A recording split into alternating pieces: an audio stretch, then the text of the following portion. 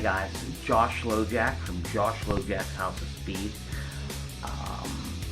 MX in cross country coaching and training.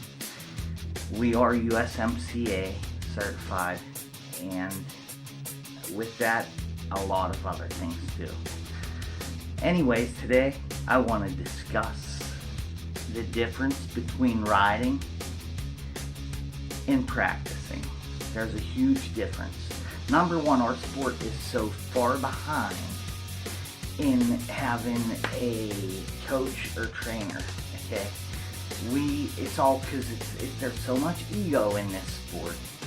Every other professional athlete in the world, in any other sport, has a coach, and especially coach per position, right? Not this frickin' sport. Maybe that's why there's no money in it. There's a lot of reasons why there's no money in it, but that's one of them. Come on, let's think about this. Egos need pushed out of the way.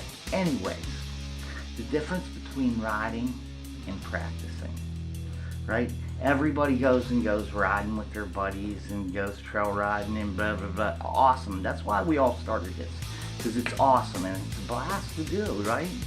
I get it. But if you're trying to go racing, the only reason you're going racing is to show everybody how hard you work during the week. That's all, right? You're getting a gauge on how much faster you're going every time you go racing. What that is a gauge, right? You're climbing a ladder, bang, bang, bang, right? So, the difference between riding and practicing, everybody goes and rides. And for years, especially when I was young growing up and stuff, that was the big thing. Luckily, my family had a little bit of knowledge, third generation pro, and I was able to pick some stuff up, and so were they, and put egos aside, and practice with smaller loops, repetition. Me and my best friend Craig Jones, we grew up riding together. We turned pro together. We still ride together, and we're 50s, in our 50s. We started when we were, I think I was like 4 or 5 and he was 7, something like that. He was on an XR75, I was on a PW80, right? We're still doing it. Anyways, we would set up these little loops that were like 15, 20, 30 seconds max, and just race that loop all day, one way, and then reverse it and race it the other way. Repetition, it's the same thing over and over and over. You can't help but get faster.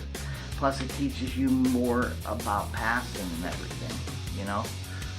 That's why, if anybody's been in any of my classes, I try to set up smaller loops for us to work on when we're doing, drills or whatever we're doing. So, anyways, it's a good thing to put together a bunch of drills to do a couple times a week.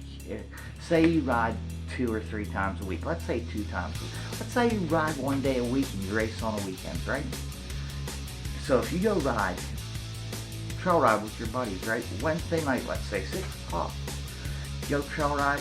When you're done and you come back and you're heading towards the trucks, I'm sure there's a field or something there somewhere where you can practice starts, do 5 starts, even if you don't have somebody to throw the flag and start you, that engine or whatever, do 5 starts, okay? After you do 5 starts, do 5 stoppies. After you do 5 stoppies, why don't you go as slow as you can, standing on the pegs, front brake only, without dabbing a foot, and mark your distance.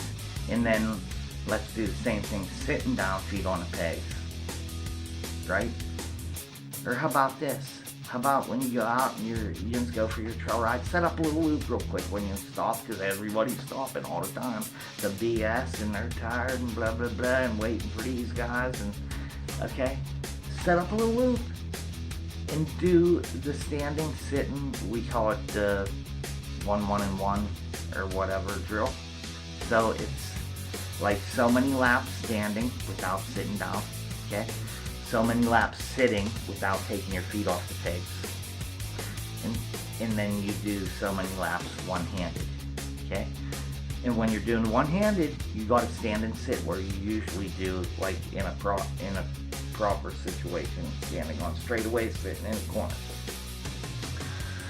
All right, good body position. How about while you're riding, trail riding, work on those elbows. Look at everybody else what they're doing. Chances are they're doing it wrong, okay?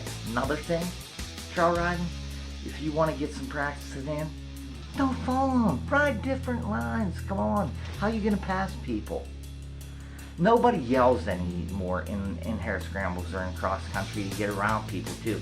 That's been one of the unwritten rules for years. You're catching slower riders, you holler, they get out of your way out of respect before you get there. I don't know why people don't do it. And then I try to tell my riders to do it and they're embarrassed to do it. I don't get it. If I'm out there and I'm catching slower guys, you guarantee before I get to them and they hold me up at all, I'm yelling so they're out of the way. Anyways, you gotta practice these things, man. I used to, every night before I was done practice riding or whatever, we would always do starts. We would always do drills. We'd always go play ride. Play riding is some of the best practicing you can do. Okay? I got probably 30 different drills that we do at class that you can always do. You know, you can find drills online, man. You know, you can do short motos with no back brake, short motos with no clutch, short motos standing, short motos sitting, feet on the pegs. You can do short motos, no brakes at all, which gets your corner speed up. You can do the corner drill that we do where you charge a corner, brake. After you let off the brakes to get your roll, pull the clutch in and coast as far as you can. Keep doing that over and over. It's going to get your roll speed through the center of the corner up higher and higher and higher. The faster that roll speed is there, you're going to gain, say you gain 2 or 3 miles an hour in a corner doing that, you're going to gain that all the way down the next straightaway too.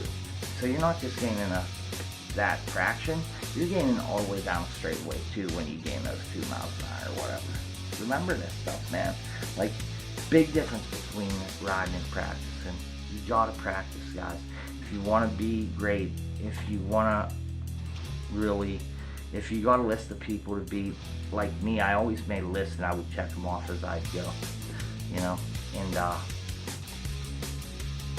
if you got a list and you want to beat these guys, the only way to do it is putting in the work, practicing, putting in the physical conditioning, eating right, hydrating, stretching. You got to do the little things. The little things are so important. I can't stress it enough.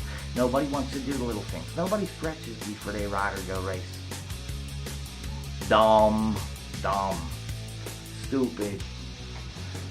It's unbelievable what I see at the races. Or people pull in after a 3-hour race with water or they're drinking their Camelback. They didn't drink any. And they're bonked. Halfway through the race, their lap time dropped 7 minutes slower. Come on, man. You gotta drink before you're thirsty. We talked about this last week. You know, you gotta put in the practicing so that you can gain quality speed, quality technique, and all that. You know, you don't get fast. You get fast riding with faster guys. But listen, I'm going to tell you something. Most of these guys, if you follow the guys going, you go to, let's say this, here's one for you. You go to a local motocross track on a practice day, right? Look at the lines that everybody's riding in, going into the corners and everything. I'll bet you my paycheck against yours that all those lines that everybody's driving at that practice track are wrong, too. So think of that. How about let's try some different lines? If everybody's riding here, change it. Open the corners up. You know opening the corners up is going to gain speed. We talk about this stuff, okay? So let's put in the work, man. Let's practice. Season's almost over. A-Works is almost over. GNCC's almost over. National Hare Scramble's almost over. National Enduro, the Super Motocross. You know, when winter time comes, I would take a couple week break, relax, get yourself a Garmin wristwatch with chest strap, and let's go get to work. And if we work our butts off this winter, nobody will beat us next year. Okay. So if I want to win this Sunday coming, I win this Sunday coming. Like 6 months ago is when I win this Sunday. Okay. I don't win this Sunday. 6 months ago I win this Sunday. Putting in the work. All right. Check out our website, www.jlhos.com. Myself, 724-448-2883. Check out usmcacoaching.org, motorcyclecoaching.org, and check out our Instagram, Facebook, all that stuff. Come see us at the races, man. Call us, text me, ask me some questions if you've never been to class and you want to come. Come and watch a class, man, so you feel more comfortable. You got to meet me. Once you meet me, then it's going to be more comfortable coming to class, okay? So, hope to see you soon.